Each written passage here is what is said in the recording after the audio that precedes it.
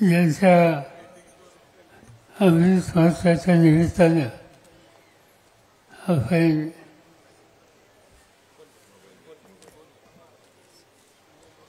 अतिशय अगत्यानं या ठिकाणी एकत्रित आलो ते आपल्या सगळ्यांचे सहकारी सुदामा पैंगे सविंगे ज्यांचे विचार या ठिकाणी आपण ऐकले ते खासदार सुप्रियाताई सुळे, आमदार संजयजी जगताप, सविराज वैद्यजी जगताप, संभाजीराव झेंडे, जगन्नाथ सेवारे, दशरथ माने, व्यासपीठाचे सगळे मान्यवर आणि उपस्थित सहकारी बंधू. एका जीवाभावाचा कार्यकर्ता किंवा नेता त्याच्या सोहळ्याच्या निमित्तानं आज आपण या ठिकाणी एकत्रित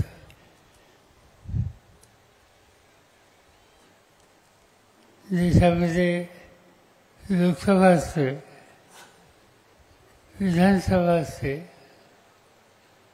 पण अधिकार हा शेवटच्या माणसापर्यंत पोचायचा असेल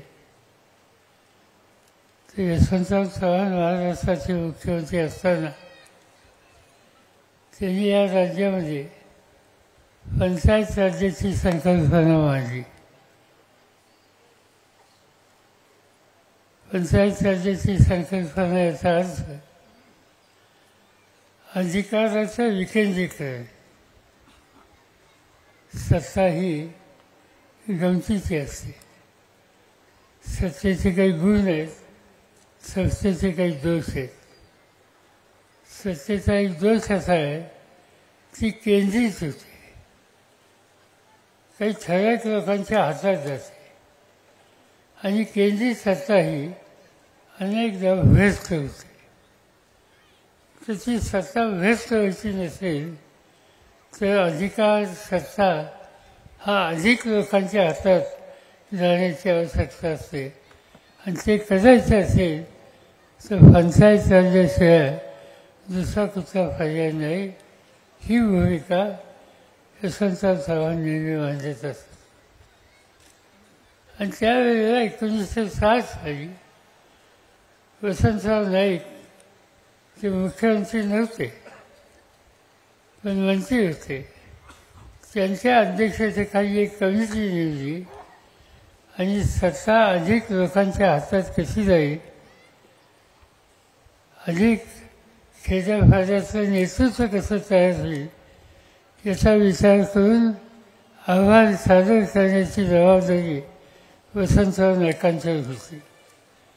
आणि त्यांचा जो अहवाल आला त्याला पंचायत राज्याचा अहवाल म्हणतात. आणि त्यापासून 1962 साली महाराष्ट्रामध्ये जिल्हा परिषदा आल्या. या जिल्हा परिषदेमध्ये लोकांचं काम करून घेण्याच्यासाठी सहज अधिकार हवा आहे, पण त्याबरोबर नव्या पिढीतलं नेतृत्व तयार होण्याला आज आवश्यकता आहे हा दृष्टिकोनसुद्धा होता. आणि ही जिल्हा परिषद झाली आणि सबंध महाराष्ट्रामध्ये खेड्यापाड्यातनं नेतृत्वाची एक पिढी तयार झाली. अनेक लोक होते त्याच्यामध्ये. मला आठवतं आहे की तुमच्याकडं शंकरराव विसर होते पहिले अध्यक्ष आणि त्यांच्यानंतर अनेक अध्यक्ष झाले. पण हे अध्यक्ष जे झाले त्यांच्यामार्फत सामान्य माणसाचे प्रश्न सोडवण्याच्या संबंधीची सहज कल्पना आली. अधिकारी आणि पदाधिकारी या दोघांच्या जबाबदाऱ्या काय असल्या पाहिजेत याच्यासाठी यशवंतराव चव्हाण यांनी मार्गदर्शन केलं. मला आठवतं आहे एकदा मुंबईमध्ये जिल्हा परिषदेचे अध्यक्ष आणि जिल्हा परिषदेचे मुख्य कार्यकारी अधिकारी यांची एक परिषद होती.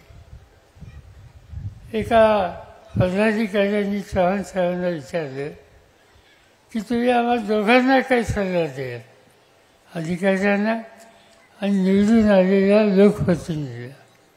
यशवंतांनी सांगितलं की अधिकाऱ्यांनी होय म्हणायला शिकलं पाहिजे आणि पदाधिकाऱ्यांनी नाही म्हणायला शिकलं पाहिजे. नाही म्हणायचं याचा अर्थ काही मागणी असली तर होय कधी म्हणता कामा नये आणि रास्त मागणी असली तर त्याला होय म्हणलं पाहिजे. मग होय म्हणायची जबाबदारी ही कलेक्टरची, IAS अधिकाऱ्याची, अधिकाऱ्यांची असते. आणि लोकांना नुसतं खुश करण्याच्यासाठी चुकीच्या मागण्या आल्या तरी त्याचा पुरस्कार करणं हे योग्य नाही आणि तशी सवय ही लोकप्रतिनिधींनी ही तयार केली आणि त्यामधून हे पंचायत राज्य वाढले. महाराष्ट्रात यामधून अनेक नेते तयार झाले. कितीतरी लोक मला माहिती आहेत की जे पंचायत राज्यातून पुढे आले, पुढे महाराष्ट्राचे मंत्री झाले, महाराष्ट्राचे मुख्यमंत्री झाले. सुधाकरराव नाईक माझ्यानंतर मुख्यमंत्री झाले, ते जिल्हा परिषदेचे अध्यक्ष होते. विलासराव देशमुख हे जिल्हा परिषदेचे उपाध्यक्ष होते, ते पुढे मुख्यमंत्री झाले. आणि म्हणून चव्हाण साहेबांची जी अपेक्षा होती की ग्रामीण भागातून नव्या पिढीतून नेतृत्वाची एक फळी ही तयार केली पाहिजे आणि ती करायची असेल तर पंचायत राज्यात निवडून येणाऱ्या लोकांना शक्ती आणि प्रोत्साहन दिलं पाहिजे. आज ज्यांचा आपण सत्कार करतो, ज्यांचा सन्मान करतो, यांच्याबद्दलचं वैशिष्ट्य हेच आहे की साध्या कुटुंबात ग्रामीण भागात नाही. पुरंदर म्हणल्याच्या नंतर काही ना काहीतरी दिवस मुंबईत कुठेही काम केलंच असतं. जसे कापड मार्केट असेल, आणखीन दुसरं भायकराची भाजी मार्केट असेल, किंवा अनेक काही गोष्टी असतील. आणि त्यामुळं त्या शून्यातून पुढे आलेले लोक आज कुठे ना कुठे यशस्वी झाले आणि त्याचं कारण ही त्यांना संधी मिळाली. सुदामा यापैकीच एक. भाजीपालाने कुणाच्याकडं दिवाणजी म्हणून काम कर, लोकांनी प्रोत्साहित केलं तर निवडणुकीला उभं राहा. दादा दादोरावसारख्या सरकारी मिळाल्यानंतर त्याच्यात यशही आलं. 1दा 2दा 3दा यशस्वी झाले. यशस्वी झाल्याच्या नंतर जिल्हा परिषदेत गेल्यावर त्या जिल्हा परिषदेमध्ये एक जागृत सभासद म्हणून त्याचा स्वतःचा लौकिक हा कामाने त्यांनी करून दिला. अशा अनेक गोष्टी त्यांच्याबद्दलच्या सांगता येतात. आणि ही तिथं सुरुवात झालेली हे व्यक्तिमत्व आज इथपर्यंत पोचलं की त्यांच्या अमृत महोत्सवाला आपण या ठिकाणी मोठ्या संख्येनं आज उपस्थित आहोत. या तालुक्यामध्ये अडचणी होत्या, अजूनही आहेत. पाण्याचा प्रश्न आहे, अन्य प्रश्न आहेत, पण लोक कष्टाळू आहेत, लोक मेहनत करतात. या संकटावर सुद्धा मात करण्याची एक जबरदस्त इच्छा आहे आणि त्यामुळे या संकटावर सुद्धा मात करून अनेक लोक पुढे गेले. माझ्यावर अनेकांनी काम केलं. मला आठवतं की मी महाराष्ट्राच्या विधानसभेमध्ये पहिल्यांदा आलो तेव्हा ज्ञानेश्वर खैरे माझ्यावर होते, दादा दादोबा होते, संभाजी कुंजी होते, अशोक टेकावले होते, विजय देशमुखले होते आणि आज आपण बघतो आहोत की संजय जगताप आहेत. या सगळ्या लोकांनी आपल्या परीनं राजकारणात काही मजलच असतील पण काही ना काहीतरी लोकांच्यासाठी, या तालुक्याच्यासाठी काम करण्याच्याबद्दलची खबरदारी घेतली. आणि या जिल्ह्याचं आणि तालुक्याचं एक आणखीन वैशिष्ट्य आहे की दादा दादोबांचा अपवाद ठेवला आणि सुतारांचा मंत्रिमंडळात फारशी संधी नाही मिळाली. पण पुणे जिल्हा परिषदेमध्ये जिल्हा परिषदेचं नेतृत्व करायला ज्या तालुक्यात अधिक संधी मिळाली त्याच्यामध्ये पुरंदरचा उल्लेख करावा लागेल. मग ते शंकरराव विशाल असतील, विजय कोलते असतील किंवा जालंधर कामते असतील, अनेकांची नावं या ठिकाणी घेतात. हा सदानंद झेंडे ते त्याचे अध्यक्ष होते आणि चांगले अध्यक्ष होते. आणि म्हणून अध्यक्षपदाची जबाबदारी सर्वसाधारण आपण सांभाळू शकतो हे कर्तृत्व या तालुक्याच्या नेत्यांनी दाखवलं. आणि त्याचं महत्त्वाचं कारण कर्तृत्वाचा वागता हा काही ठराविक लोकांच्याकडे असतो असं नाही. कर्तृत्व हे सामान्य माणसात वाढलेलं, माणसाची बांधिलकी ठेवणारे आणि अशा लोकांच्या सुद्धा असतं. ते कर्तृत्व या सगळ्या लोकांनी या ठिकाणी दाखवलं. सुदामा गेले अनेक वर्ष या पंचायत राज्यात काम करतात. त्यांच्याबरोबर त्यांच्या कन्यांनी सुद्धा जबाबदारी घेतली, सभापतीपद घेतलं.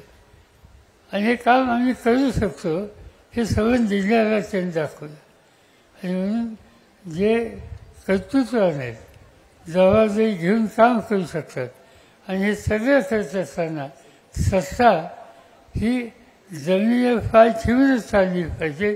सत्ता ही डोक्यात कधी सुद्धा कामा नये. त्या पद्धतीनं त्या सत्तेचा विनियोग ही करण्याची आवश्यकता आहे. आणि नेमकं हेच काम सुदामाने आपल्या आयुष्यामध्ये केलं. आज त्यांच्या या कामाला तुम्हाला सगळ्यांची मान्यता आहे. एवढ्या ओछ्या संख्येनं तुम्ही या ठिकाणी आहात. इतके वेळ तुम्ही बसलात, इतके तास या ठिकाणी हा कार्यक्रम आहे. पण 4-2 लोक मधून उठले आणि निघून गेले असं यत्किंचित या ठिकाणी दिसलं नाही. आणि त्याचं महत्त्वाचं कारण त्याचं प्रत्येक माणसाला सुदामाचं काम आणि त्यांच्या अडचणीच्या काळामध्ये सुदामाने दिलेला हात हा त्यांच्या अंतःकरणात, तुमच्या सगळ्यांच्या अंतःकरणात आहे. त्याची प्रचिती आज या ठिकाणी झालेली. मी काही अधिक बोलून आपल्या सगळ्यांचा वेळ घेऊ इच्छित नाही. आहेत दिवस चमत्कारिक, गमतीचे, संघर्षाचे, फारसा काही विचार करायची गरज नाही. त्या सगळ्या काळातून सुद्धा पुढे जाता येतं. सुदामा यांची पार्श्वभूमी तुम्हा सगळ्यांना माहिती आहे.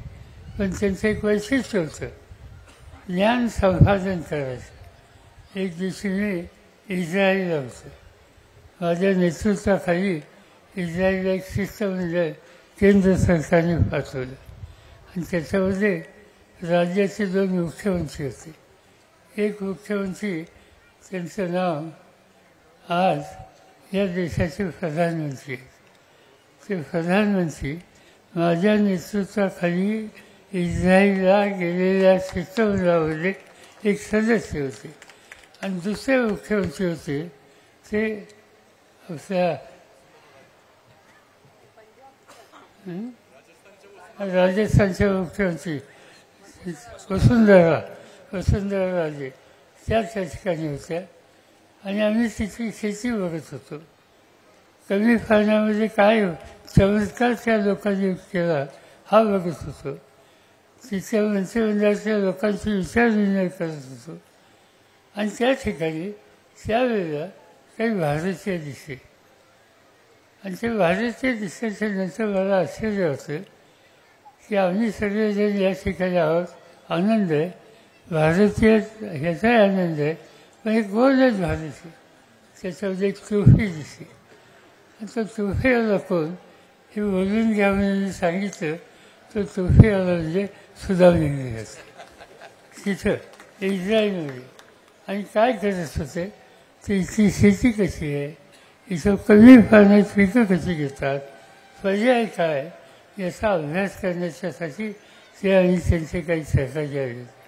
आणि म्हणून शैक्षणिक पार्श्वभूमी कमी असते, अडचणी असतील, पण ज्ञान संपादन करण्याच्यासाठी जिथं जगात जाण्याची आवश्यकता आहे त्याची माहिती घेऊन तिथं जाण्याच्या संबंधीचा प्रयत्न करणं ही काही गोष्ट लहान नाही. आणि ते करण्याच्यामध्ये सुदामा हे आग्रही होते. मला स्वतःला मनापासूनचा आनंद आला. त्यांना मी बोलून घेतलं. बाकीच्या लोकांची ओळख करून दिली. आज एवढ्या मोठ्या संख्येने तुम्ही या ठिकाणी आलात, आप्पांच्याबद्दल तुमच्या मनाची भावना व्यक्त केली, त्याबद्दल पहिल्यांदा तुम्हाला धन्यवाद देतो. आणि हा सगळा सुंदर कार्यक्रम बाकीच्या सगळ्या सहकार्याने या ठिकाणी आयोजित करून त्याच्यामध्ये आपल्या सगळ्यांना सहभागी करून घेतलं. आणि म्हणून या सगळ्या आयोजकांनासुद्धा अंतःकरणापासून धन्यवाद देतो. माझे 2 शब्द संपवतो.